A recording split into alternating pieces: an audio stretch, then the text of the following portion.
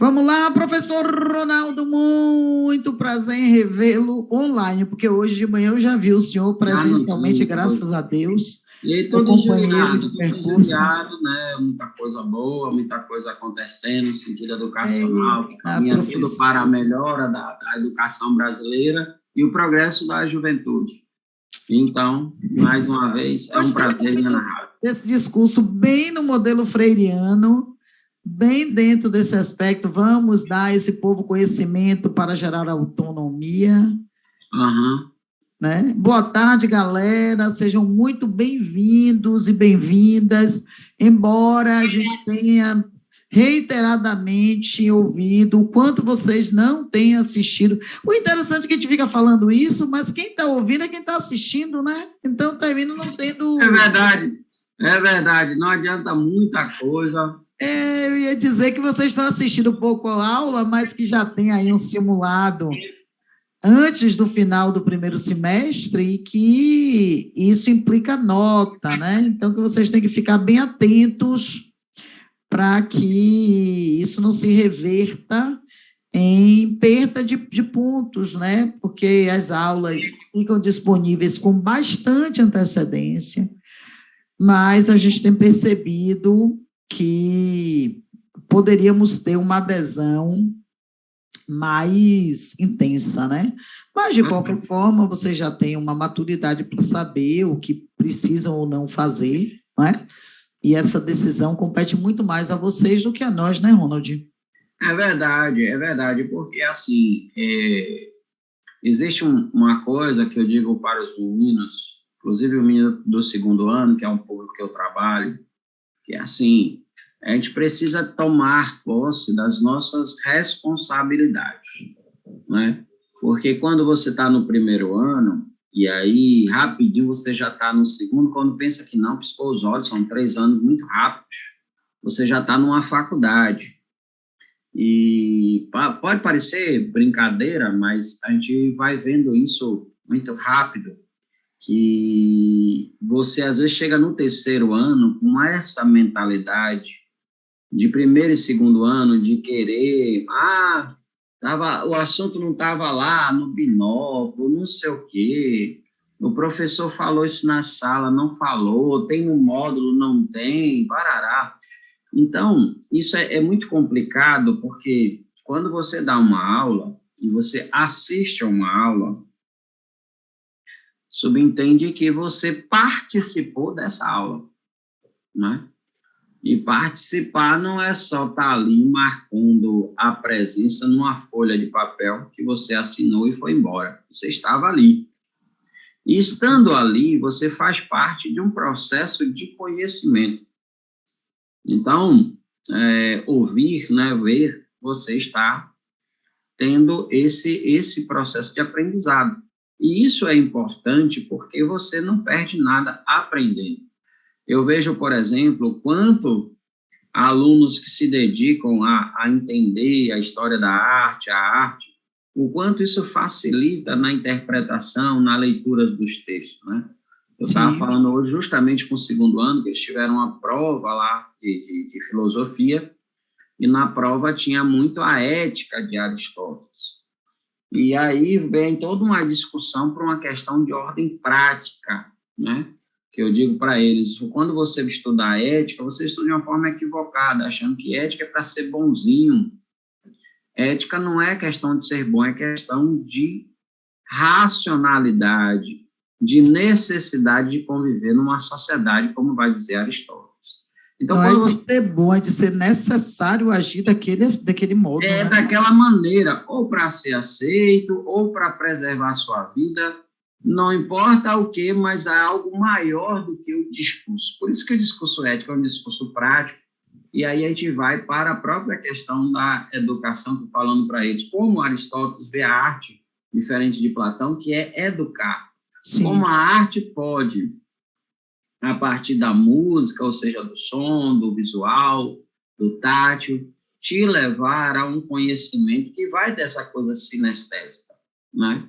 E que vai ajudar a você não só memorizar, mas entender né? Aí você sai da filosofia, sai da sociologia, sai da própria arte para entrar na história, para entrar na matemática, para entrar na ciência, né?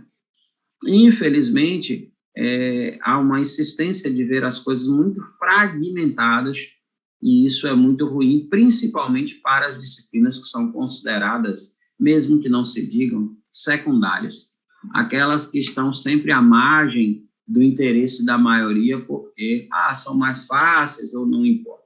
Isso é um grande erro, porque, por exemplo, o conceito de elite que se tem até hoje, que tem hoje, não é um conceito de dinheiro, de quem tem dinheiro, Sim. mas de quem tem cultura, conhecimento, discernimento, sim, capacidade de interagir com as situações. Oi, Paulinho? De pensar, capacidade de pensar, de né? pensar, que é muito próprio do ser humano, né? E eu queria acrescentar o que você diz, Ronald, uma coisa em relação a esse estudo da arte direcionada à ética, porque a arte também mobiliza um espaço, não é? E o ser criativo é muito importante estar no mundo, porque quando você desenvolve sua criatividade, você está mais apto para lidar com a vida cotidiana. Não é apenas uma criatividade artística de saber cantar, saber dançar, mas um desenvolvimento da subjetividade, o desenvolvimento do sujeito enquanto ser ator social que está aí em interação com o outro, porque no momento em que sua subjetividade se desenvolve, você está mais aberto ao outro, e se você está mais aberto ao outro, ao entendimento fora da caixa, ao entendimento fora do padrão, você também está mais aberto à aceitação de uma coletividade que não necessariamente é uma unidade, porque nem todos são iguais e poucos são iguais. Então, desenvolver a arte também é preparar o indivíduo para o criativo, né? Para a busca fora da caixa, fora dessa padronização que é tão exigente. Então, quando você vê que o ensino médio tem cada vez menos colocado o aluno na prática da arte, porque a gente dá aula de arte, mas é uma aula teórica, é o estudo da história da arte, em como ela se desenvolveu, mas do ponto de vista de colocar essa galera, não apenas para entender a história da arte, que ela já não está aberta, a galera já não está aberta para o estudo, e ela também não está aberta para a execução, para o exercício, aí a coisa ainda fica muito mais difícil da compreensão, de você alcançar essa compreensão da ética, como pensar o eu e a coletividade dentro de um mesmo espaço de convivência saudável, sadia, organizada e autorregulada. Não é que você consiga autorregular em busca do equilíbrio, que você no excesso consiga dizer eu estou excessivo, e você na falta dizendo eu estou na falta, e você entender a falta do outro, e você entender o excesso do outro. Isso é uma coletividade que é mais tendenciosa ao equilíbrio, que a gente está cada vez mais distante de alcançar, né? Sim, porque você tem uma, né, como é que sociedade do paliativo, né? Sim. Então tem que estar tudo muito rápido, e a negação, né? A verdadeira, um termo lá dos epicuristas, a aponia, o evitar a dor, evitar o sofrimento, como se ele não fizesse parte da realidade. Não é um culto ao sofrimento, mas um entendimento desse sofrimento, até para a gente poder enfrentar as nossas batalhas, nossas dificuldades, estudar, né? É difícil, às vezes, quando você diz numa sala hoje que estudar é um trabalho árduo, é um trabalho repetitivo, é um trabalho que demanda tempo e esforço, que demanda dedicação. Então, não, mas por que tal? É algo assim, que você vai olhar para a história, né? E você percebe, por exemplo, numa arquitetura como essa que vocês estão vendo aí ao fundo, que havia uma dedicação, não é? Havia uma dedicação a algo que está se mostrando como um referencial de homem e de sociedade. E que a gente está perdendo isso numa ideia muito alucinante de que as coisas não precisam mais. Então, assim, hoje eu estava falando no segundo ano sobre as escolas helenistas e os meninos dizendo, nossa, como eles tinham um entendimento da psicologia humana. Eu disse, é que a gente tem uma noção muito equivocada a partir de uma visão científica que ciência, terapia, toda essa ideia é algo muito novo. O que é novo é a tecnologia, essas ideias que já eram aplicadas e muitas vezes muito mais eficazes do que hoje. Então, não pense você que o homem do passado não sofria de depressão, que ele não sofria de ansiedade, que não sofria de várias coisas. Mas havia também um olhar para as coisas Sim. E dizer, contemplemos isso, pacifiquemos nossa alma. E as pessoas entendiam que isso era algo necessário. E essa dificuldade hoje, né, Ronald, de entender o que é contemplar, porque é mais, digamos assim, eu não vou dizer fácil, porque eu acho que até o conceito de fácil, difícil, não é tão prático, ele não é fechado, porque depende muito do olhar e depende de quem olha, o que é fácil, o que é difícil, depende muito de quem a gente está trazendo para a roda, mas a contemplação tem a ver com muito desprendimento, e a sociedade está cada vez mais presa. Como contemplar se você está preso, e preso ao aparente, preso à matéria, e preso ao significado concreto que as coisas têm? Porque a contemplação tem a ver com a abstração total, um significado. Eu estava vendo um artigo sobre contemplação, e o articulista dizia: a contemplação é aquele olhar que a criança tem diante do que te encanta, não é? Então, quando você pega um olhar, por exemplo, de uma criança de 1 ano, até menos às vezes, em que ela se perde ali, o valor muda completamente. Qual é o valor que a sociedade contemporânea dá? Onde a arte entra nessa valoração? E por que é necessário valorar tudo, né? A gente tem uma sociedade que precisa dar preço a tudo. Isso vale muito, logo vale demais. Então, se isso vale 50 milhões, é importante. Então, quando a gente valora a partir do concreto, a gente termina perdendo a chance de caminhar na direção da contemplação. Então, o ser humano deixou de contemplar a natureza, olha o que aconteceu. E se ele deixa de contemplar e ele coisifica, ele põe aquele olhar de ela é importante na medida em que ela me serve. E se ela me serve, eu vou extrair dela tudo, inclusive ela mesma. E olha o que está acontecendo. A gente está num processo de destruição do outro, de destruição do nosso habitat, de destruição, por consequência, de nós mesmos. Aliás, pode ser até um processo inverso. A destruição de nós mesmos implica a destruição do outro e do habitat, porque quem não tem saúde e equilíbrio para se valorizar, não pode valorizar o outro, né? Sim, porque é aquela coisa cíclica, aquela coisa integral, aquela coisa em cadeia, né, que muitas vezes a gente tende a ter um olhar que não é o olhar do real. É interessante a gente falar desse olhar do real, porque quando a gente fala de arte, quando a gente fala de filosofia, quando a gente fala de linguagem, daí a literatura e tal, há uma ideia que a gente está no mundo da subjetividade o tempo inteiro. Sim. Mas só que toda essa subjetividade ela é um toque do objetivo, do real, de pessoas concretas, né? Então, não adianta a gente achar que o mundo que agora está, que é o mundo virtual, né, é o mundo real. Porque a realidade, né, quando a gente fala de realidade, é pensar a objetividade e esse toque nessa subjetividade, nessa sensibilidade. E se nós estamos perdendo essa sensibilidade, o que será de nós, né?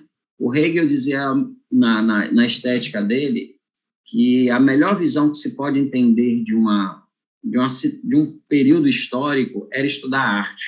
Pela literatura, eu conheço a França do século XVI. Pela pintura, eu conheço a França do século XVI. E, a partir daí, eu conheço o homem, o que ele sofreu, o que ele viveu, o que ele pensou, né?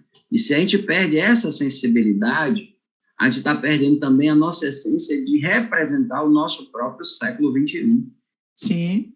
Né? Porque nós não somos, como diz lá o Thomas Merton, um ser humano não é só um ser social. Acima de tudo, ele não é uma ilha.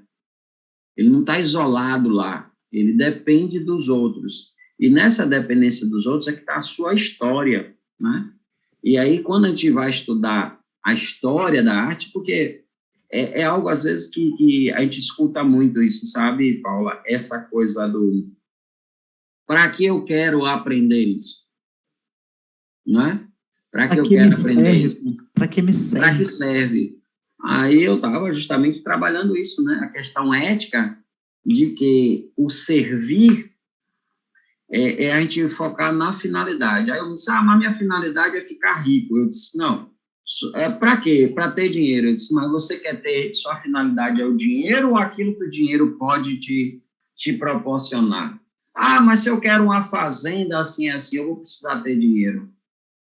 Eu disse, é verdade, mas o dinheiro aí é meio, a finalidade é a fazenda. Sim.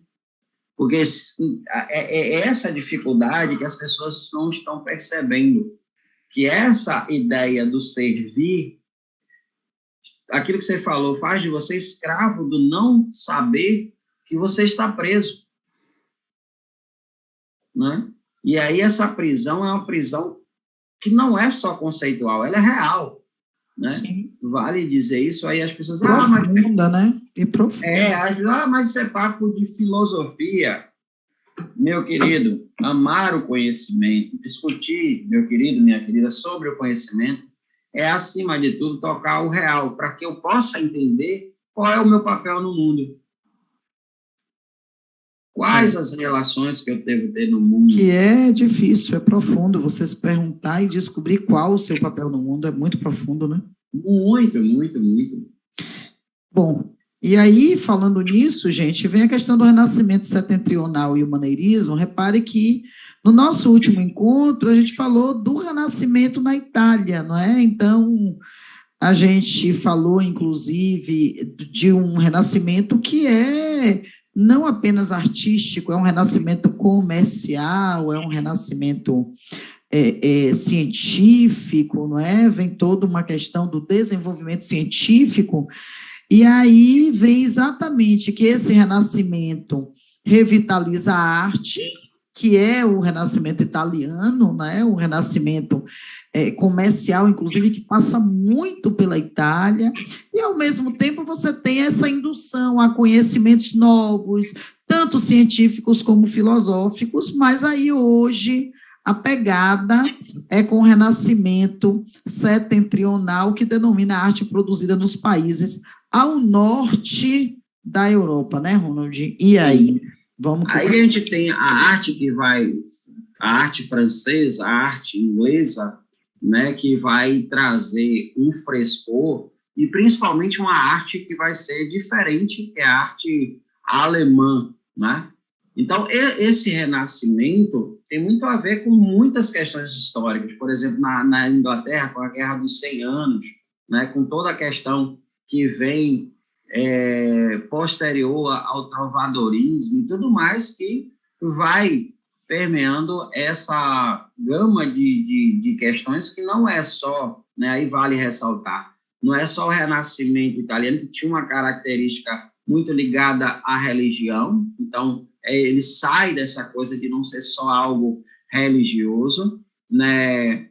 A arquitetura vai ganhar colunas, vai trazer um monte de coisas, né, que vão aí, ao mesmo tempo que você tem um renascimento, mas vai caracterizar, é isso que a gente fala, né, que o Hegel traz muito bem.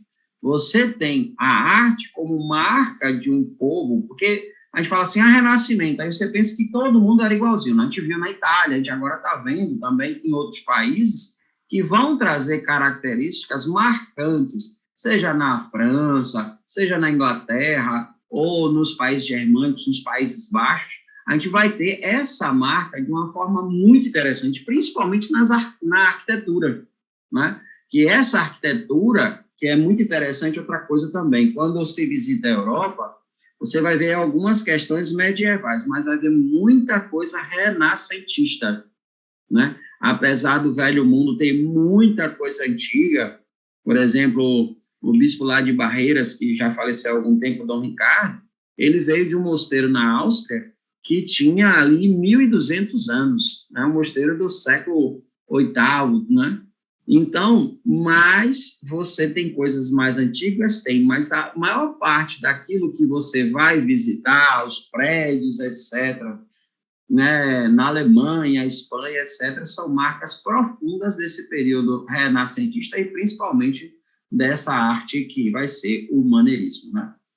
Assim, tudo muito circular, né? Vai e volta, porque a gente está falando de coluna, e onde é que a gente estudou coluna, gente? Exato. Colunas gregas, né? Então, assim, Roma herdou um pouco das colunas, aí trouxe os arcos, aí daqui a pouco vem as abóbadas, mas o mundo é cíclico, então você está aí, o Renascimento, o auge do Renascimento, século XVI, e você está voltando e usando exatamente, olha aí, quando o Ronald fala das colunas, e você dá uma olhada nessa arquitetura do slide, olhe como tem o arco, porque você tem todos os portais de entrada em forma de arco, tanto na parte inferior quanto na parte superior, e você tem as colunas. Então, é exatamente isso que está sendo trazido, que na Inglaterra e na França, há essa expressão na arquitetura com o uso das colunas nas ordens arquitetônicas. Lembrem-se de que nós falamos do dórico, do jônico, do coríntio, tá? E a base em pedra trabalhada, marcada pela intensa presença de artistas italianos, germânicos e dos Países Baixos. Claro que não tem como fugir dessa influência forte da Itália, né, Ronald? Não tem, porque a Itália passa a ser, né, não só pela questão da igreja e dos grandes mecenas, né, ela tem uma característica muito forte de ter herdado a cultura romana e também da cultura, a gente já viu, né, da cultura grega. Então, quando a gente fala dessas colunas, estamos falando também, principalmente dessas colunas, né, como você citou, jônicos, etc., são colunas gregas e arcos romanos que vão agora, né, trazer todo esse renascer, né, dessa cultura da antiguidade para o cenário europeu, né? E a Itália, ela se destaca, primeiro, porque vai chegar um momento aí do Renascimento em que a igreja caminha cada vez mais para ter em Roma, não só já tinha a sede da cristandade, mas ter também um lugar que vai ser totalmente pensado, né, quando você vai no Vaticano, um lugar totalmente pensado para ser a sede visível da ideia imaterial que é a igreja. Então, toda essa coisa, né, quando a gente fala desse renascimento italiano, não pode esquecer que a construção como Vaticano, ou melhor, a Basílica de São Pedro, é uma construção de 100 anos, né, passaram 100 anos para construir aquilo. E por que tão grande, né? De novo, essa coisa pedagógica. Mas aí você tem toda a ideia de eternizar, tem toda uma questão religiosa também forte na França, na Inglaterra, mas principalmente na Espanha, né? A Espanha vai trazer aí períodos de reis, né? Que são reis de Portugal e Espanha, se não me engano, Felipe II, por exemplo, que vai ser fortíssimo nessa ideia de trazer não gosto de usar a expressão glamour, mas essa coisa monumental da igreja, né, para esse cenário, que é um cenário que traz aí, né, que a gente vai caminhar daqui a pouco, vai caminhando para toda essa discussão de contra-reforma, crescimento do protestantismo, e que a igreja quer cada vez mais estar marcando presença. E na Espanha isso vai ser muito forte, não só na Espanha, em Portugal, na Península Ibérica, como também vão tentar transportar essa igreja para as colônias novas, né? Para para as colônias, que vão ser essencialmente colônias católicas da Espanha e de Portugal. Mas... Vai parar aí, né, Ronald? Porque depois a gente ainda vai ter lá no século XVIII retorno no neoclassicismo, né? Quer dizer, é tudo muito conectado a esse nascimento de toda uma estrutura artística, arquitetônica, filosófica, porque sempre se fala de uma arte racional, de uma arte antropocêntrica, e isso tudo nasce lá na filosofia, né? É muito interessante, eu estava falando com os meninos que a gente estava falando de Platão e tal, e aí vamos falar de Descartes. Eu estava dizendo, você sabia que um dos maiores neurocientistas escreveu um livro, que é até um português, o Antônio Damasio, ele escreveu um livro chamado O Erro de Descartes. O que é que tem esse livro? Ele mostra que a mente e o corpo não são duas coisas separadas. A mente e o corpo é corpo. Mas onde é que começa isso? Lembra do dualismo lá de Platão? Descartes vai trazer esse dualismo entre mente e corpo. Mas por que ele traz isso? Porque a história faz isso. A humanidade está trazendo isso. Não pense vocês, quando eu e Paulinha, a gente faz esses questionamentos para vocês, que é um questionamento que vem da gente assim do nada. Das leituras, né? Seja da leitura voltada para uma terapia do Leloup, seja uma discussão da psicanálise e da filosofia e da sociologia do Byung-Chul Han, ou do Bauman, ou do Luc Ferry, ou do André Conte. A psicologia analítica de Jung. Ou as discussões lá do Roberto Cremona, mais o Leloup, sobre a normose, que já vem da banalidade do mal da Hannah Arendt do século passado. Então, a gente está aí porque... muito tempo e dinheiro investido, né, Ana? É muita coisa. Neurônio. É o que eu estava essa semana, né, falar aqui de um colega, Marquinhos, ele gosta de ficar lendo questões de filosofia, ele estava lendo Ente Essência de Tomás de Aquino, aí ele disse assim, mas, monge, eu estava lendo aquilo e de repente eu tive uma viagem, eu digo, o nome disso é contemplação, meu amigo, você teve uma contemplação filosófica, e que a contemporaneidade, a pós-modernidade está exigindo do homem virtual, do homem voltado para o virtual, esse voltar para o momento da história. E não se assuste se de repente, não mais do que de repente, a nossa arte volte a ser algo muito antigo, né? Ei, Paulinha, retome coisas muito antigas. Nietzsche, como é a frase? O eterno retorno do mesmo. E a gente está cada vez mais circular mesmo, viu? Eu vejo o futuro repetir o passado, eu vejo um museu de grandes novidades. Porque nunca a gente teve tão carente dessa base filosófica, né? Dos gregos, principalmente. E mesmo hoje, quando a gente lê, por exemplo, né? O Byung-Chul Han, quando a gente vai para o Crema, quando a gente vai para a Hannah Arendt, a base ainda são esses caras lá no passado, mesmo a sociologia vai bebendo na filosofia e nesse alicerce, não é? Que essa galera toda trouxe, e nunca nós tivemos, sem nem conhecer direito, jovens sofistas como a gente tem hoje. A gente tem muito jovem relativizando a verdade, a gente tem jovem que acha que quer provar a partir do relativismo e dos seus argumentos falaciosos que estão com a base da verdade. Isso é muito sério, porque cada vez que a gente transforma uma falácia em possibilidade de verdade, o risco, os perigos são muito grandes, né? De inclusive se perder esse conceito de excelência, que é real, afinal de contas. Se estão criando algo que é real, o que é real está indo para onde? A gente está virando Matrix, é isso? Ainda tem uma coisa, né? Você falando aí da questão do sofista, você tem a doxa, que é a opinião, né, que o Sócrates rebate tanto. Hoje a gente tem na internet uma daí a palavrinha que pega a filosofia, que é o amor, filodoxia, o amor à opinião. Não é? Sim. Então você tem agora um amor. É um apego, né? Um amor de é um apego, você tem que dar opinião sobre tudo, mesmo que você não saiba absolutamente nada sobre aquilo. Porque saber é secundário. Eu preciso estar informado, porque eu preciso estar ali no meio daquela discussão, mesmo que eu tenho que concordar com um dos lados, porque eu, sem um lado, eu não sou ninguém. Então, quando a gente pega todo esse processo, né, da arte, a gente vai perceber essa dialética. E hoje a gente precisa mais do que nunca da dialética socrática, platônica, né? Eu recebi um livro essa semana, um presente, eu até achei estranho, porque há muito tempo, como a Vozes aqui em Salvador fechou, né? E eu não recebia muita coisa, recebi um livro essa semana que eu lembrei muito de você, que é esse aqui, A Mística e a Ascese, da tradição platônica à contemporaneidade, né? Eu acho que é uma coisa dentro disso que a gente está falando, porque a arte, gente, não se engane.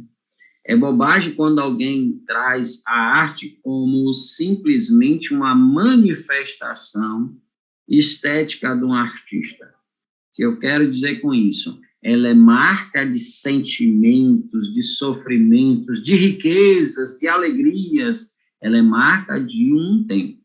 Né? Então, quando a gente pega, por exemplo, você vai, né, eu quero lembrar o nome do cidadão, do artista grego, tem um nome, eu sei o primeiro nome, que é Domênicos, eu não sei agora o outro nome, Theo.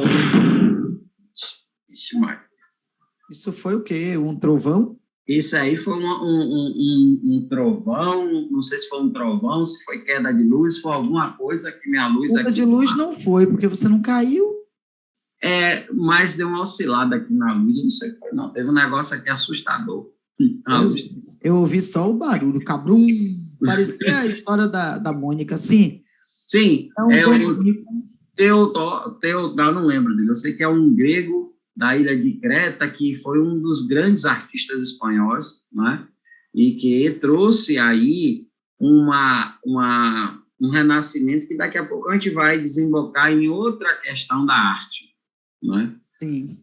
E aí, a questão do... Oi? E aproveitando isso, né, como o tempo inteiro, quem estuda arte relaciona a arte e filosofia, não tem jeito, né? Não tem, Paula, porque, veja, a arte e a filosofia, a arte e a sociologia, elas estão, porque, veja, quando você começa lá, desde a antiguidade, os primeiros filósofos, né, Platão vai ter uma discussão sobre a arte, Aristóteles, aí você vai para o Império Helenístico, que é todo baseado na cultura grega, a dominação romana, que vai tentar impor ali a sua cultura, mesmo pegando essa cultura helênica, mas vai tentar marcar um espaço, vai encontrar e aculturar as culturas chamadas de bárbara, que também vão renascer. Depois vem o cristianismo, que vai se culturar.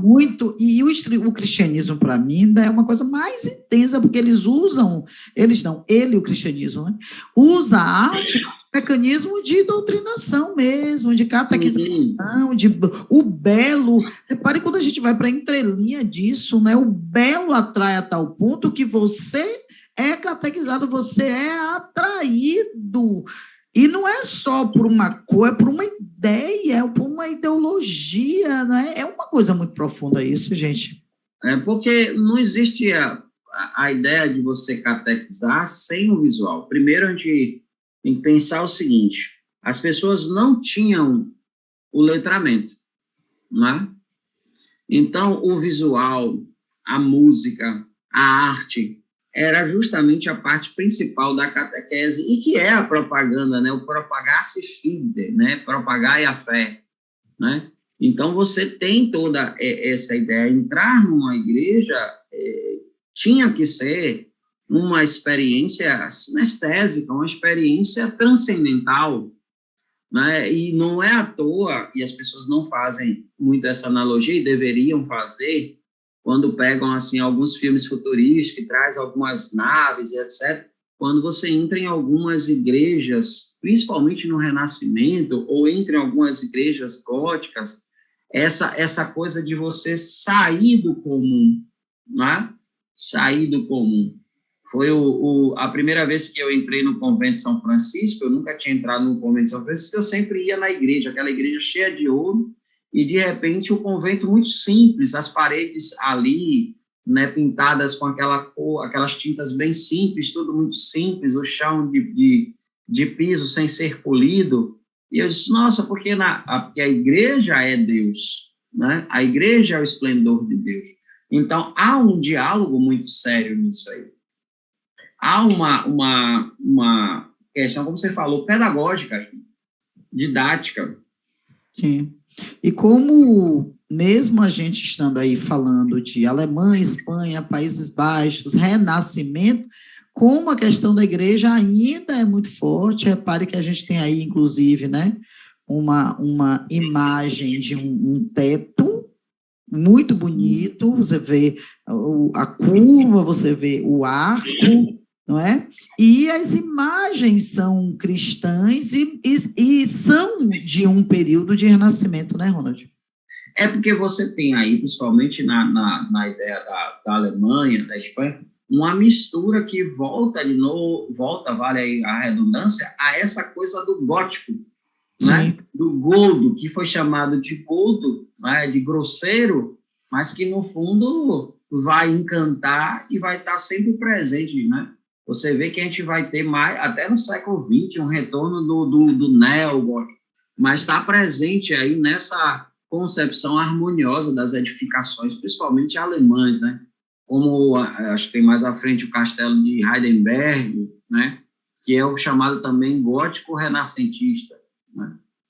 O castelo de Heidelberg está aí falando exatamente que o renascimento alemão identifica elementos próximos do renascimento inglês, né? Essa arquitetura que inicia o seu processo com a arquitetura gótica, que você já havia trazido, combinada à herança medieval. Então, assim, nada do que surge depois não deixa de beber no que veio antes. Por mais que a gente tenha determinadas oposições, porque diz assim, renascer, nascer de novo, trazer de volta esse ideal antropocêntrico, mas tem lá a herança medieval, por quê? Porque o medievalismo também bebeu na antiguidade clássica, não é? Muda a temática, muda o enfoque, mas a técnica, tá? Bebe lá, porque a técnica na antiguidade foi bastante significativa e bastante evoluída. Então, está dizendo assim, a mistura das plantas dos edifícios góticos com as aspirações renascentistas forma uma edificação mais harmoniosa que preserva elementos únicos. Inclusive, as construções góticas primam muito por essa questão de aumento de espaço, uma pressão que é mais sustentada, porque agora você tem os arcos, você tem as abóbadas, você tem uma melhor distribuição dos pesos. Por que antes as colunas eram usadas numa quantidade tão grande? Porque eram as colunas que sustentavam o peso, não dá para botar uma coluna só. Então, à medida que essas construções góticas foram trazendo inovações, você vai ter depois mais uma herança que vem do medievalismo, e aí você já tem a transição para o Renascimento, mas o Renascimento é essa grande mistura, né, Ronaldo? É que porque a questão gótica, ela traz na construção, principalmente das catedrais, uma questão nova até para a sustentação da área que a gente chama de teto, né? Você agora tem uma forças contrárias que se apoiam no centro, fazendo com que essas ogivas, essas ideias que estão subindo, etc., elas tenham uma estrutura que se sustenta matematicamente. Né? Que é o arco quebrado, né? É o arco quebrado, e que é muito interessante, tem até virou uma série, mas é de um romance chamado Os Pilares da Terra, e num deles fala da construção medieval, e aí traz um momento em que o construtor, ele está tentando ali construir uma catedral e várias vezes ela desmonta porque ele não sabe o que fazer com aquele teto tão para cima, sem ter como sustentar aquilo. Ou ele teria que colocar no meio da igreja colunas, né? Ou ele não sabe ali o que fazer. Aí vai tentando, até que ele percebe que tinha que ter um perfeito encontro das duas partes, né? Então, é muito interessante porque a gente está falando de arte, mas aí você já tem todo um processo matemático, né? E você Já chega vem ali. lá do Egito, inclusive, né? Mais da Exato. Mesopotâmia, depois vem de Roma. Essa sociedade antropocêntrica também é uma sociedade que não. Eu acho que a palavra antropocentrismo ela precisa ver em toda a sua abrangência, né? Eu acho que a literatura pega o antropocentrismo e subutiliza o sentido dessa palavra, né? O homem como centro não é o homem, é o pensar, né? É, Eu pensar nas mais diversas direções, né? A direção arquitetônica, que depende da matemática, que depende da geometria, e é equilíbrio, porque geométrico é equilibrado, e vem a questão lá de uma harmonia, porque equilíbrio matemático traz a uma outra forma de equilíbrio que harmoniza, que não é só ambiente, é mental, é psíquico, é emocional, é coletivo, é energético. Então, o antropocêntrico é muito grande, né, Ronald? É muito amplo. porque tem uma questão, né, pitagórica aí, né, da matemática como linguagem do mundo, como a questão da música ou harmonia do mundo, que vai ser levado muito em consideração para as questões do Renascimento, né? Alguns autores que vão tratar de sociedades secretas vão trazer justamente esses construtores que saem da Idade Média e que vão cada vez mais ter liberdade no Renascimento de colocarem ali as grandes ciências, inclusive a matemática de Pitágoras, né, e de tantos outros matemáticos. E que o período renascentista, que é um período, você não vai ver lá os filósofos, Descartes, etc., o Descartes faz o sistema cartesiano, toda a questão da matemática como uma linguagem que transcende a ideia material, né? Que a gente vê muito essa ideia, matemática é uma ferramenta para a ciência, mas ela, assim como a filosofia, ela caminha também para a abstração, Sim. Né? Não é à toa que o Descartes vai dizer que a matemática, assim como Deus, são razões puras, né? A inteligência do universo. Então, o homem está buscando algo aí que não é só material, né? Sim. É importante. Eu acho que quando a gente fala de matemática como ciência exata, a gente esquece muito esse lado, inclusive de coisas que são muito subjetivas e abstratas, como duas etas se encontram no infinito. Tem coisa mais abstrata do que isso, dessa ideia de que duas etas se encontram no infinito, considerando o tempo circular. Isso é muito filosófico, né? Porque há um reencontro nessa continuidade quando a gente fala de tempo circular. E quando a gente puxa isso para essa exatidão, termina comprometendo a abstração mesmo, né? Ronald deu uma queda aí, viu, gente? Mas a gente vai levando, dando continuidade. Então, falando dessa exatidão que não é tão exata assim, né? Uma exatidão inexata. A matemática é tão inexata que se você não tiver o poder de abstrair, você termina se perdendo um pouco, né? Inclusive nessa questão da incógnita. O que é uma incógnita, se não um símbolo de abstração, não é? Então, aí você tem o Hospital Tavera Alonso de Covarrubias, Toledo, Espanha. Olha a presença das colunas, né? E aí a Espanha teve o seu renascimento iniciado com elementos góticos, reiterando tudo que a gente estava falando antes, né? O gótico, as grandes construções góticas, e com o tempo, grande parte dessas características foi desaparecendo. Professor Ronaldo, eu vou fragmentar aqui, porque eu estava falando exatamente que não há algo mais abstrato do que a ideia de que duas etas se encontram no infinito, trazendo a ideia física do tempo circular, né? A ideia de que tudo tende a um encontro, mesmo as retas, né? A matemática é abstrata e sem abstração não dá para entender a matemática.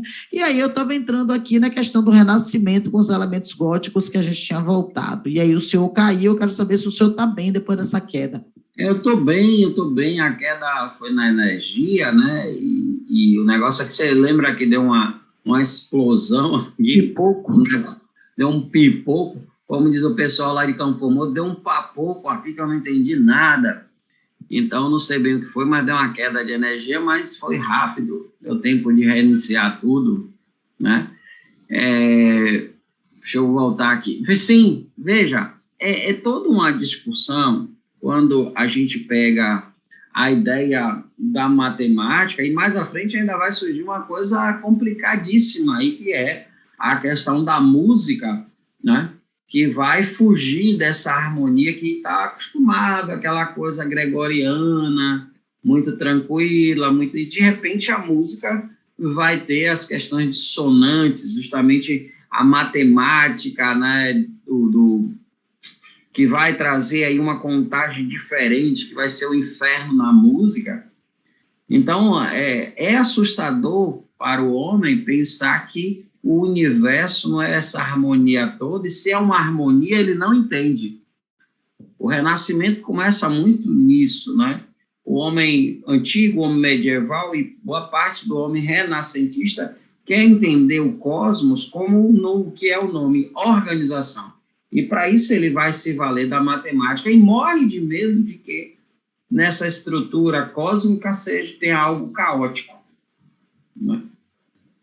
É por isso que aquela grande luta ali entre racionalistas e empiristas, os racionalistas extremamente matemáticos, os empiristas extremamente experimentais, lutando para os dois de formas diferentes para encontrar a harmonia do universo a partir de uma concepção matemática muito exata.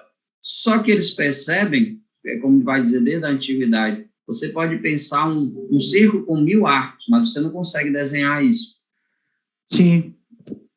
Tá, mas matematicamente, né? Isso é possível. Sim. O menino, eu acho que uma abstração interessante para pensar, o menino consegue 2 mais 2, 5 mais 5, mas se ele não tiver abstração, ele não consegue entender 1.945 mais 297. De jeito nenhum. Porque foge ao visual. Então, dentro do que a gente estava falando, Ronald, aparece aí as colunas na Espanha, né? O Renascimento iniciado exatamente com elementos góticos, como a gente já havia falado antes, que com o tempo vai perdendo essas características. Por quê? Porque você vem para uma outra visão ideológica, artística. E aí essa arquitetura passa a compor um estilo mais clássico e sóbrio, né? Você sai do gótico e vem para a sobriedade, vem para essa ideia da matemática, vem para essa ideia antropocêntrica. Um dos principais destaques está aí do Renascimento espanhol, fica por conta das pinturas de artistas como Domênicos. Foi esse aí que você falou? Não, né? O El Greco, eu estava querendo lembrar essa figura. Theotokopoulos. Exatamente, eu não vou falar esse trabalho. Também precisava tanto nome assim, né? Mais conhecido como El Greco. Deus está no povo, seria mais, acho que mais ou menos isso, meu grego não está muito bom. Como é o seu grego? Theotokopoulos, ou seja, Deus estaria com o povo, ou no meio do povo. Por isso que ficou mais fácil o greco, né? O século XVI, ele nasce na primeira metade do século XVI, tem uma experiência, uma vivência interessante, né? Porque ele vai até 1614, então você atravessa o século, né? E o auge do Renascimento é exatamente o século XVI. Ele tem uma coisa interessante, né? Estava pesquisando que algumas das pinturas dele, algumas chegaram a durar, a produção levaram 2 anos para a pintura. É uma produção longa para uma pintura, né? Talvez seja a riqueza de detalhes também. A riqueza de detalhes, ele devia fazer, parar, consertar. A mais famosa deles foi de 1586 a 1588. Sim. Então, é um período, assim, para uma pintura, né? A gente não está falando de uma Capela Sistina, que é uma pintura de um espaço físico gigantesco, não é de uma proporção absurda e numa situação ruim, de cabeça para baixo quase, né? Sim. Então, uma tela, né? Eu acho também que, assim, é um período em que você tem pouco recurso. Hoje você tem de guindaste a equipamentos que sobem e descem o tempo todo, né? Então, É, é trabalhoso? É. Você fazer. Imagine essa tela aí, né? O juízo final. hum, Você vê as imagens, os slides, Ronald, vê, né? vejo, estou vendo agora. Então, olha a riqueza, eu acho essa tela lindíssima. Olha a riqueza de detalhes, não é? Não? É, E essa combinação, ou é uma tendência azul, mostrando a questão do céu, ou essa tendência meio avermelhada para trazer essa ideia de purgatório, caminhando para o inferno, né? Como você falou, essa riqueza de detalhes e do movimento, né? Do movimento, que é muito interessante. Você olha a tela, parece que está acontecendo algo mesmo, não parece que é algo estático, parece que é algo que está acontecendo, né?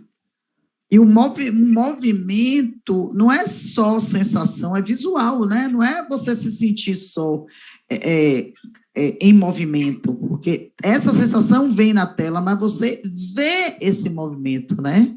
Uhum. Vem na visão, vem na sensação, né? E É, nos é, é, dois, essa coisa como é que chama?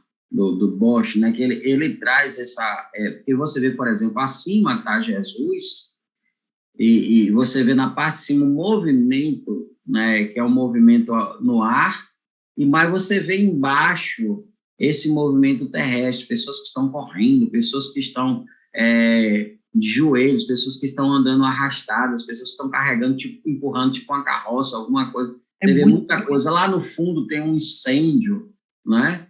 E aí você vê que ali embaixo tem um céu ali querendo clarear, muita coisa, muita informação, né? E do lá no fundo tem Esse os movimento, anjos. Ronald? Muito detalhe que fica muito claro, porque a tendência de você pegar um quadro desse é que alguns detalhes fiquem mais evidentes, outros menos, mas aí é muita coisa, dá uma ideia de um caos, principalmente na Terra. Olha essa diferença, né? A parte de cima está muito mais harmônica, né? Né?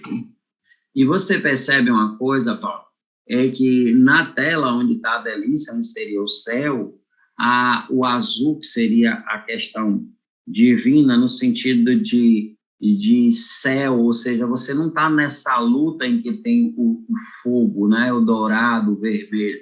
E lá você tem o ponto principal, que é o centro mais próximo do chão. E o Sim, chão é um jardim que tem muito azul, tem muito verde. é, Já aqui, você percebe esse distanciamento entre Cristo, os anjos e sim, quem está embaixo. é, E lá no fundo, o incêndio, porque se é um juízo final, tem que lembrar também a possibilidade do inferno. sim. Então, você tem um espaçozinho azul, que seria a ideia da possibilidade do céu, que seria aí o purgatório, né? Alguém que já está ali mais ou menos se salvando. Lá no fundo tem uma fileira de anjos que vai até o céu, né? Lá atrás, né? Mas só que do outro lado, se do lado de cá, né? Que seria a direita do Cristo, tem a fileira de anjos, no outro lado já tem um incêndio, que seria de um lado o céu, do outro lado o inferno. À esquerda estaria o inferno, né? E o purgatório é aquilo que está o julgamento é aquilo que está acontecendo no centro. Vai E ser lançado para a direita, lançado para a esquerda, né? como os títulos são perfeitos, pelas cores e pela organização, tem o Jardim das Delícias e o Juízo Final. E esse juízo final traz isso, né? Aqueles que são do lado direito, aqueles que vão ser os, né? Que tem a ideia do bom ladrão, que está ao lado direito, e aqueles que vão ser para o inferno, que estão à sinistra, né? Que vão ser lançados na geena de fogo, que está lá no fundo, né? Cheio de fogo, parece um caldeirão, é um monte de coisa lá. Desespero enorme. A própria ideia da tela fica ali. A parte harmônica é o Cristo ali, os anjinhos. Você vê que a cor é muito mais leve, tem um amarelo de luz ali. Aí quando você chega embaixo, menino, desgraceira no caminho da feira, viu? Um caos. Ainda tem umas figuras ali que meio misturadas com um dragão, com algum bicho, ou quebrando a maior confusão, uma briga danada. Eu acho que é a confusão, né? É o caos, né? De um lado, a harmonia, o cosmos, do outro lado, o caos. Bom, aí vem os Países Baixos, né? O Renascimento se manifesta entre o final do século XV e o início do século XVI, assim como ocorreu em outros locais da Europa, que a gente já viu. Esse renascimento está diretamente associado à consolidação da burguesia na região, da região que a gente está falando dos Países Baixos, além do tema religioso ser presente nas obras artísticas ali produzidas, como se pode observar nas obras de Bosch, tá? Então, você vai ter aí, a Europa é um continente em que esses países estão muito interligados, né? Então, muito dificilmente um não exerce essa influência sobre o outro. Essa influência pode ser maior, pode ser menor, mas irremediavelmente ela existe, e aí o tema religioso vai aparecer, não tem como, porque a igreja aí também, você está falando de um renascimento, mas a igreja é uma instituição bem financeiramente, e é uma instituição que vai, digamos assim, financiar muito essas obras de arte, né, Ronald? Sim, porque, na verdade, desde a ideia dos mecenas, agora você vai ter uma nova posição para essa nobreza, né? Os nobres que estão saindo da Idade Média, ou vão ser nobres ligados a uma nova forma de vida mais burguesa, e aí a questão dos mecenas comprando coisas, vendendo e investindo, ou os burgueses que são os burgueses corteses, aqueles que estão nas cortes, né? Que eu digo aos meninos que no iluminismo você vai ter uma briga justamente desse tipo de nobre, e acha, é a briga dos burgueses, de alguns poucos burgueses, mas você vai lá, você vai estudar Barão de Montesquieu, o que é que um nobre está ali falando sobre divisão de poder? Um Lord Locke, né? O que é que ele está ali discutindo essa questão da liberdade, etc. Porque são nobres que querem caminhar para aquilo que a gente vai chamar de liberalismo. Mas isso não vai acontecer de uma hora para outra, começa justamente nesse período aí do Renascimento.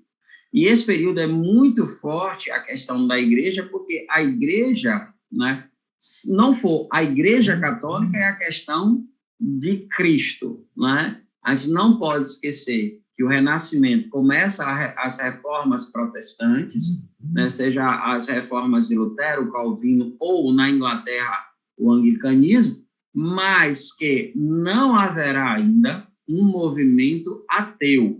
Até o iluminismo se acredita em Deus.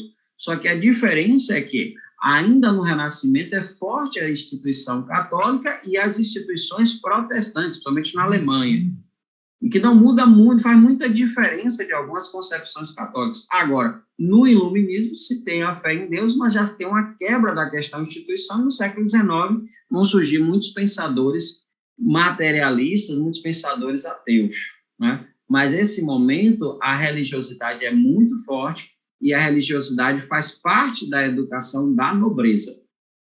Sim. É importante, viu, gente? Quando a gente... E aí a gente precisa ficar esclarecendo tudo sempre. É muito complexo falar de arte e parar em arte. Não tem como.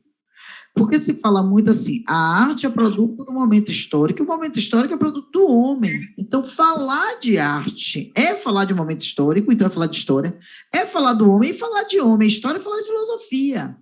Não tem como a gente dissociar, como é falar também, a partir de determinado momento, de sociologia, né? Então, os marcos a partir do século XIX também são marcos sociológicos.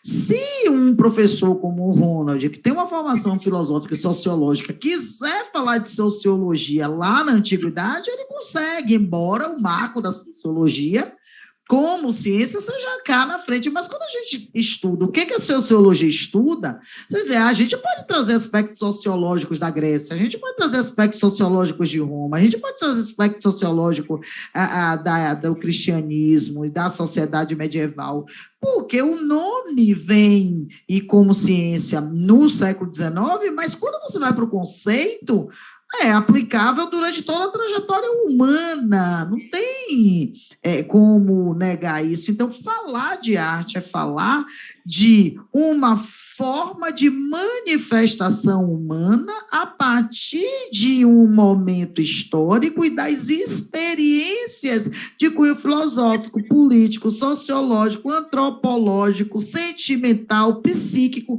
Então, é muito profundo, né? Porque, na verdade, o que vem na arte é o inarrável. O que vem na arte é muito parte de algo que o ser humano nem sabe que tem. Tem gente aí que nunca fez um curso de história da arte, nem de pintura, e vai lá e pinta. E pinta sem nem saber direito para onde vai. Ele começa por um ponto, ele não sabe para onde vai, e no fim tem uma obra raríssima, única, né? É uma coisa espetacular isso, esse poder que o ser humano tem de produzir, que é o que acontece com a arte popular brasileira. Você imagine que o samba é uma arte popular, não é erudita, que nasce espontaneamente. Aí você diz assim, pô, eu levo tanto tempo para aprender a tocar pandeiro e o cara, de forma absolutamente natural, pega o pandeiro e toca. Não é? Então, são muitos os aspectos que constituem o ser humano e que, quando a gente fala de arte, precisa trazer e valorizar. Não é? Não é uma coisa simplesmente vá ali no museu e olhe o quadro. Você tem que ter toda noção. Que período é esse? Quem é esse homem que está fazendo isso? O que ele entende com o seu estar no mundo e o estar no mundo do outro? Porque a arte termina sendo um fazer individual, mas que retrata muito de uma coletividade, né? E tem essa coisa da arte, assim como também da própria filosofia, que nasce dentro de um espaço acadêmico, mas a gente vai ter, por exemplo, um dos grandes filósofos históricos foi Epicteto, que além de escravo era analfabeto. E os seus ensinamentos serviu para reis, né, como Marco Aurélio, etc. Mas veja, é como a arte, você tem a arte dentro do espaço acadêmico e a arte como manifestação daquilo que é a expressão da vida, a pulsão de vida e até de morte de cada pessoa, né? Você está ali trazendo toda a sua, né? A Anísida Silveira, ela traz isso para a questão da terapia lá com a arte, terapia com pessoas que tinham problemas mentais, e ela percebe que a partir daquela linguagem consegue libertar o inconsciente de muitos deles, que começam a falar sobre os seus problemas, que a partir da arte você consegue, né, externalizar o seu mais íntimo ser, né? Então, assim, a arte tem todo... eu tenho uma dificuldade, às vezes, quando eu vejo algumas pessoas da arte dizendo mas a arte não é para ser interpretada, não é para ser estudada. Depende, isso se eu tenho uma arte, como uma arte renascentista, uma arte medieval, uma arte da antiguidade, em que o homem, a mulher daquele momento, queriam expressar alguma coisa para outra pessoa, queriam passar uma informação, um conhecimento, como não achar que aquilo foi simplesmente uma manifestação, não é? Você tem, por exemplo, estudos seríssimos sobre toques tribais de tambores, verdadeiros diálogos entre tribos diferentes, né, no continente africano e dos nossos nativos brasileiros, em que eles conversavam, discutiam e até faziam, como é que chama, declarações de guerra a partir dos toques, sem falar uma palavra.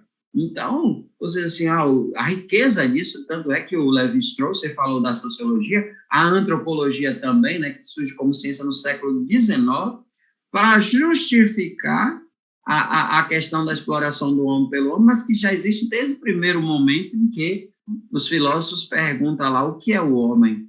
É o que ele produz? É o que ele fala? É o que ele pensa, né?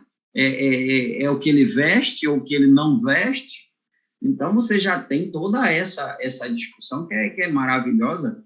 E que... Parece que dar nome é algo que o ser humano tem necessidade de fazer, como se fosse o nome uma forma de valorar, né? Mas aí ele comete um erro, porque parece que ele diacronicamente toma um marco a partir do momento que tem nome. E aí esquece todo um processo em que tudo isso, a que ele está dando nome, já existia. Sim. Tem nome, mas existia. Aquilo que ele chama de ciência, né? É como o Minos hoje, mas professor, como é que esses caras discutiam questões de depressão naquela época? O nome não era depressão. Eles muitas vezes chamavam como Antão, como Dionísio Areopagita, como o demônio do meio-dia, Assídia ou Assédia. Tinha nomes diferentes, né? Mas já se tinha um porquê. Sintoma. Já se tinha um como, né? Então... Muito interessante isso, porque a gente fica muito preso a nomes e esquece as essências dessas coisas, né? Porque o nome também é uma forma de trazer uma lei, né? Nomear, classificar, dominar e cativar. Essa é a lei dos impérios. E aí aproveita que está no nome e fala um pouquinho do tal do maneirismo. O maneirismo seria uma gíria muito interessante hoje, né? Um maneiro, o virtute medius est, ou seja, aquilo que é mais suave, mais tranquilo, que não é de mais, nem é de menos, né? E aí você vê essa tendência ao exagero, né, que vai surgir mais à frente, né? Então, que é uma outra coisa também muito, muito complicada no território religioso. Território religioso, quando eu falo assim de pensamento, você não vê a virtude como meio termo, você vê sempre como oposição, essa coisa maniqueísta, covardia, coragem, não é o meio termo entre uma coisa e outra. Eu preciso dormir, né? Eu preciso descansar, mas descansar a preguiça e a vontade, não é descansar demais, descansar de menos. Aí me perguntou, mas quando você faz uma coisa de menos, não faz um mal ao corpo? Mas fazer o mal ao corpo fazia um bem, porque elevava o espírito, né? Então, essa ideia que vem, né, como é que chama? Você rever os valores, né?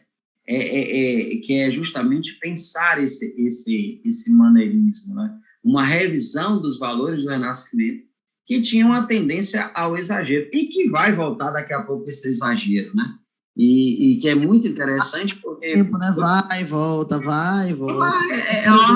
O eterno aí dos babados, que coisa exagerada. Daqui a pouco vem um sóbrio, o velho jeans, aí daqui a pouco vem uma coisa rosa-choque, amarelão, aí daqui a pouco vem uma coisa neutra. E o interessante é que a gente já está aí no século XVI, né? 1520, na segunda década, né, Ronald? Aí o Renascimento começa... Esse auto-renascimento começa a se aplacar, né? Num movimento bem cíclico que o ser humano faz e que a arte faz junto, né? O auge daqui a pouco volta, auge volta, né? O que eu acho mais interessante disso tudo por mais que a humanidade vá e volte, construa, refaça, ela nunca consegue se livrar das guerras, né? Nunca. É impressionante. O humano é de luta e de derramamento de sangue, né? Parece que... cega, é um negócio assim. Às vezes tem gente que quer guerrear porque quer guerrear, né? Não importa o que eu vou ganhar com isso, eu quero guerrear. E quando ele ganha, ele começa outra guerra. E outra, e outra, e outra, e outra, e outra. Parece que o meio aí, que você fala, o dinheiro é o meio e a fazenda é a finalidade, né? Parece que a guerra não é o meio, é a finalidade. É a finalidade. Parece que regar o chão precisa ser regado com o sangue. Isso. Sabe? E é histórico, né? E aí faz a gente pensar alguns autores que trazem um realismo político, começando ali por Hobbes, o homem é lobo do homem, né? Sim. Mas eu não dou o braço a torcer a essa visão. Eu ainda tenho a esperança de que somos dois. Seja assim. Como você havia dito, o maneirismo, então, traz essa tendência ao exagero. Aí está o Titoreto, que está falando da translação do corpo de São Marcos, tá? Detalhes aí, eu estou lendo e peço que vocês olhem a imagem enquanto eu estou lendo, para vocês perceberem isso, né? Detalhes caprichosos que evidenciam a potência criadora dos seus artistas. Esse movimento se colocava, de certo modo, contrário ao apego a um único estilo estético e temático característico do Renascimento. O Renascimento que é mais sóbrio, né, gente? A gente falou disso. Então, a gente estava falando de um Renascimento setentrional, desculpa, e falou exatamente sobre a sobriedade, sobre a não presença de exageros, o que não quer dizer ausência total, por isso que eu digo não presença, porque a ausência eu acho que é muito forte, mas que segura esse exagero, tá? Coloca na justa medida. Eu acho que a geometria, o equilíbrio, a matemática trazem isso também. Quando você vem para o maneirismo, você já começa com esses excessos. Então, já há uma coisa que eu acho, inclusive, que o maneirismo depois vai servir muito para o que a gente vai utilizar bem no barroco, né, Ronald? Essa coisa aí, dicotomia. Esses adornos, né, essas frutas, flores, conchas, imagens, muita coisa, né, que no barroco ainda vão explorar mais, né, e que começa cada vez mais nessa coisa dessa visão com a construção que briga ali com a iluminação, com muito esse jogo de luz e que é trazer essa escuridão também para a coisa, né? Essa discussão também que narrativa... Oi? Né? Olha o detalhezinho lá no fundo, do lado da escadaria aí, né? Você vê aqui, ó, no chão tem a questão da sombra. Ao mesmo tempo, você tem um cenário, né, que são martirizados e estão carregando o corpo, e ao mesmo tempo você tem essa coisa da luz e tal, e um certo contraste com a sombra, né? Tem um movimento, mas você vê que tem muitos detalhes, as roupas já têm carregadas, né, dessa tentativa de movimento, a própria robustez já não é mais aquele detalhe do homem bem definido renascentista, que lembra o homem grego, já traz um homem mais robusto, já caminhando mais para um certo, né, como é que eu posso dizer, um anjo barroco, né, que tem aquela estrutura um pouco mais gordinha e musculosa, né? Exato.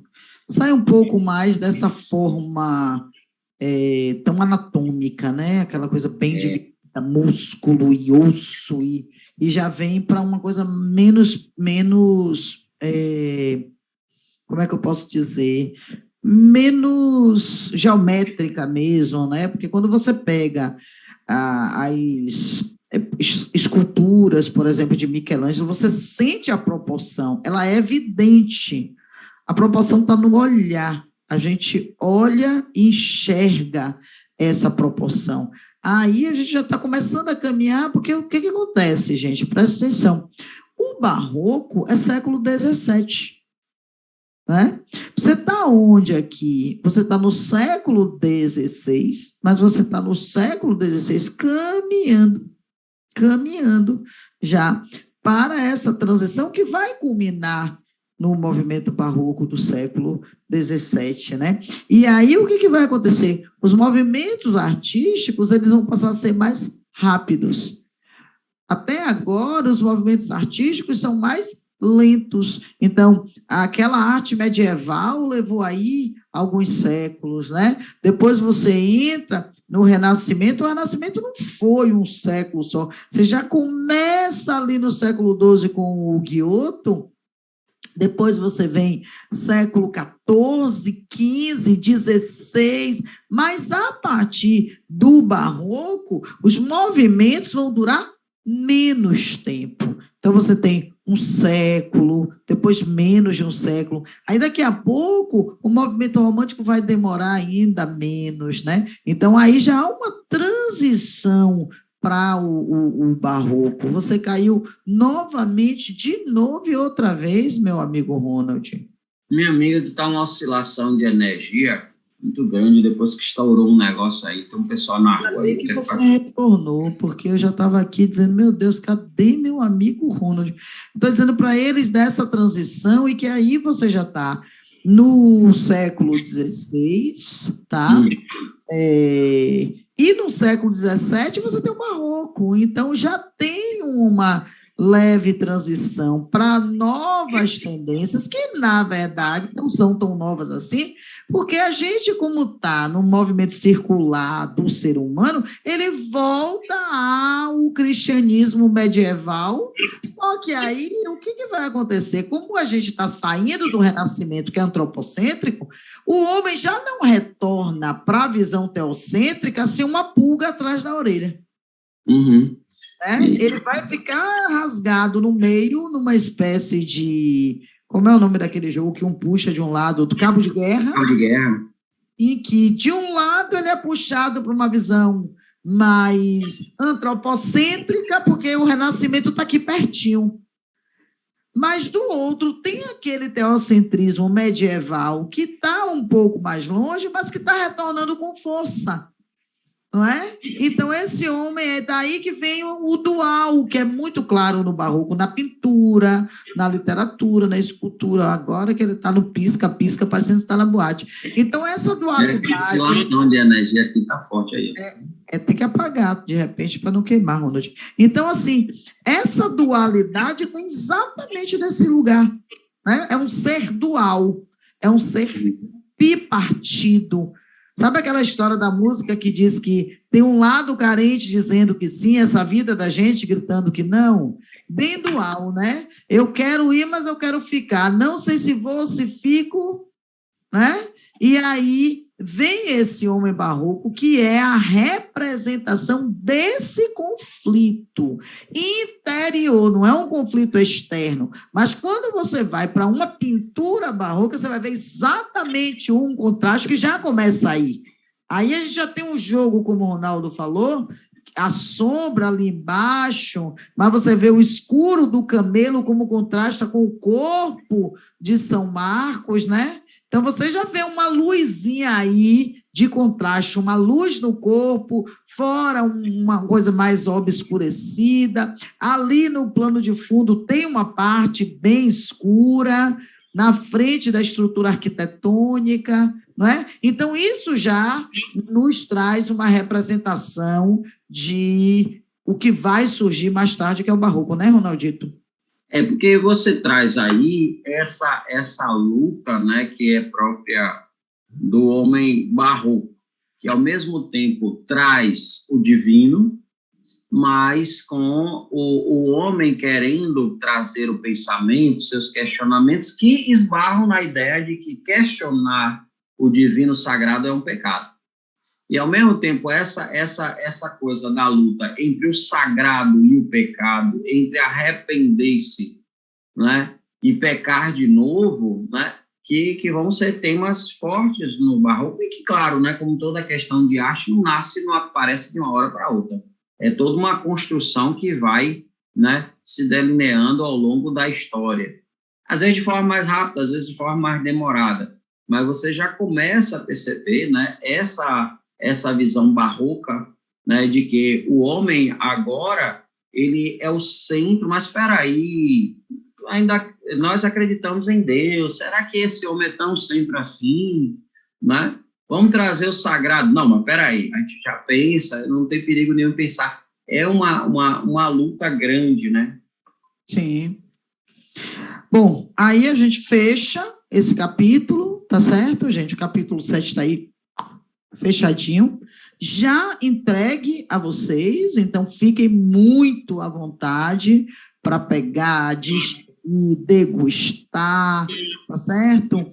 Qualquer dúvida, a gente está na escola, tanto eu quanto o Ronald, nós estamos aqui, tanto no Itaigara quanto no Monet, à disposição de vocês. Então, se houver uma dúvida, eu quero falar com Paula, a gente está nas duas sedes, eu quero falar com o Ronaldo, a gente está nas duas sedes, e pode tirar todas as dúvidas de vocês, e o nosso próximo capítulo, capítulo 8, vai dar essa continuidade. O bom do material de arte é que ele é uma sequência.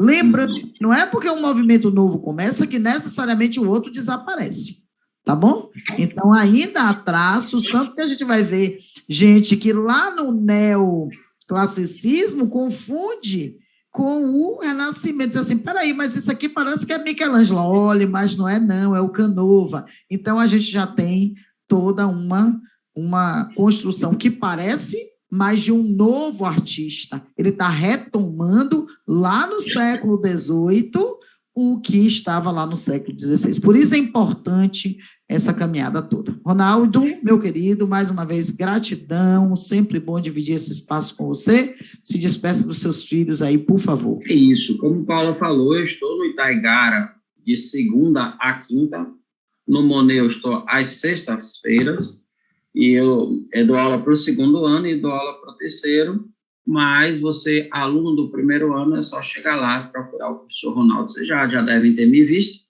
e pode tirar toda a dúvida que assim venha aparecer sobre a história da arte. Um cheiro, galera. Um beijo. Um cheiro, Paulinho. Tchau, tchau.